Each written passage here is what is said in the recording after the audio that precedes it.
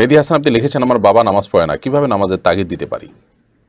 নামাজের গুরুত্ব বোঝার জন্য তার দৃষ্টিভঙ্গি কৃষ্টি দেখতে হবে। অনেকে আছেন তথাকথিত মারেফতি ফকিরদের আখড়ায় গিয়ে কিংবা এই যে হিজবুত তাওহীদ জাতীয় বিভিন্ন ভ্রান্ত চিন্তার মানুষদের খপ্পরে পড়ে বা অনেকে অনেক চিন্তা থেকে দেখা যায় যে মসজিদে গিয়ে জামাতে সালাত আদায় করে না, অনেকে নামাজই পড়ে না, অনেকে অপরিহার্য মনেই করে না। তার রোগটা ধরে তারপর ট্রিটমেন্ট করতে পারলে সুবিধা হবে। তার চিন্তাধারা কী?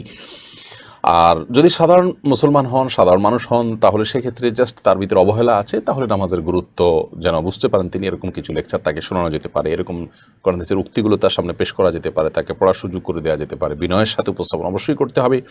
সেই সাথে নিজে বোঝাতে না পারলে যাদের প্রভাব তার উপরে পড়বে এরকম ব্যক্তিদেরকে দিয়ে বোঝানো যেতে পারে, এবং আরও বিভিন্ন কৌশল অবলম্বন করা যেতে পারে, হাদিয়া ও উপঢৌকন দিয়ে তাকে কনভিন্স করা যাতে করে আপনার কথা শুনে, সেটি আপনি করতে পারেন। আল্লাহর কাছে দোয়া তো আপনি করবেনই।